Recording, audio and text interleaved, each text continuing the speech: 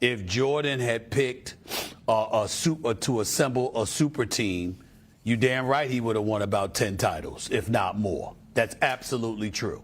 But that's not what Jordan did. And in the end, what LeBron is going to have to live with is the fact that you joined Miami for your first 2 titles.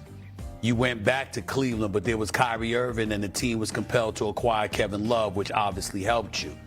And then when you went to Los Angeles, you obviously got Anthony Davis.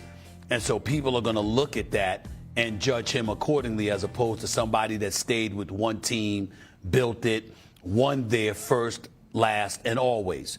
And that's going to be, in some people's eyes anyway, a blemish. I have no problem with that if the comparison is against Jordan. I do have a problem with it if you then try to look at LeBron and try to act like he's barely scratching the top 10 or whatever. LeBron James, in my estimation, is one of the top 2 players in the history of basketball. And if you want to drop him to 3 because of Kareem Abdul-Jabbar's resume, which is impeccable and beats because he's won on every level, I get that part. But LeBron James, to me, is top 2 all time. I don't want to hear top 5, don't want to hear top 10. Yeah, David Falk is one of the greatest agents of all time. Not only the deals he did with Michael Jordan, but some other business deals he's made that are really historic. He's kind of telling on himself a little bit here when he says probably top 10. He's telling on himself that he's not making an honest assessment. But we'll move past that. I do think it's an interesting thing to say what would happen if Jordan played in the modern era. Absolutely, especially like in 1998, when the Bulls were exhausted as a franchise, when Pippen was done, when Phil Jackson was done, when the Bulls management was done spending money. If Jordan didn't want to retire, if he wanted to move on, he absolutely could have won more titles. I don't think it's arguable at all. But if we're going to have the discussion about time and place, let's have the full discussion, because you can't just you can't cherry pick it. What if Hakeem Olajuwon decided to go team up with Karl Malone and John Stockton, like Kevin Durant went to the Warriors?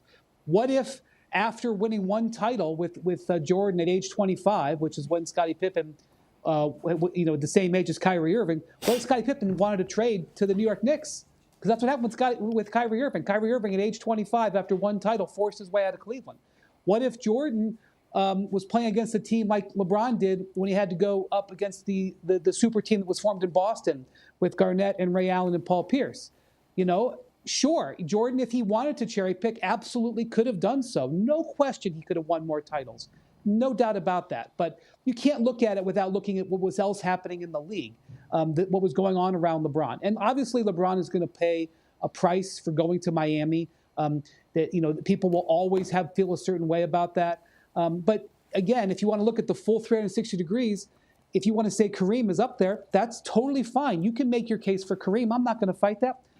Kareem forced a trade that ended up being on a super team in Los Angeles. So I'm fine. If you just want to denigrate LeBron, which is what David Falk wanted to do, go for it. He can do it. It's his prerogative, whatever. But don't throw that out without having a more fair way to look at it. Well, Wendy, I'm not going to allow David Falk to do that. And I think David Falk was a brilliant agent. I think he's built a brilliant business. But to me, this one, that feels personal. That feels personal. So, it's interesting. Times reveal different opportunities for different players.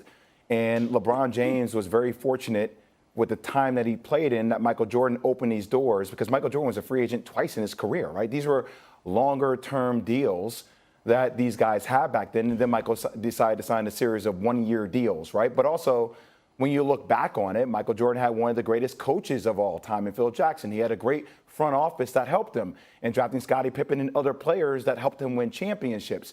And, whenever somebody says terminology like cherry picking, that still doesn't get the job done. There was still a passing of the torch that happened between Dwayne Wade and LeBron James. LeBron James then did go back to Cleveland. I mean, Kyrie Irving hit one of the biggest shots in NBA basketball history for him to win a world championship. Then obviously going to LA, winning the game in the bubble. So all of a sudden, it just diminishes the leadership. It diminishes the adaptability. It diminishes the greatness overall when you just speak flippantly about a player that is one of the best to ever do it. It's fine if you have more allegiance towards Michael Jordan, but that just feels extremely personal to me, Stephen A. It doesn't feel objective at all. Jay, but Well, I'm not refuting what you say, and I'll elaborate on your point in a minute. But just for clarification purposes, would you tell our audience why you feel it's personal? I mean, specify where would the personal come from? What do you think is personal? Why do you think rather David Falk will be personal in this particular evaluation? Why do you think he's doing it? Because I feel as if you can answer questions in a lot of different ways. Stephen A., you and I go to a lot of these, right? I see it all the time at different sports conferences where it's like, okay, that's a set me up question, right? I know there are cameras everywhere. I know what conference I'm at. Like, Stephen A., I've seen you at play. You are brilliant at setting the kitchen table for what you want to talk about. So for me, that seems premeditated. That doesn't just pop off the head. Okay. It's like, okay, I'm going to use this moment to say this specifically. To me, that is a personal, premeditated mindset to have going into something where you could answer that question a lot of different ways, even if you did feel that way about LeBron James. Okay.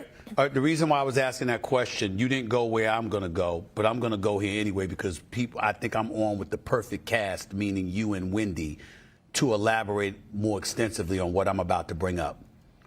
I've butted heads with David Falk in the past, obviously, with some of the clients that he's represented that I've had to cover, mainly Allen Iverson, amongst others. And I've grown, over the years, I grew to be very fond of David Falk. I think that he is an absolutely brilliant agent. Yes. One of the greatest in the history of all of sports. Agreed. Who is a brilliant man, a brilliant businessman, a brilliant representative who I think anybody should want fighting on their behalf because David Falk is that dude. But I do suspect that when he said what he said, although I agree with him with comparisons directly to Jordan, but nothing else, I thought the rest was insulting to LeBron James.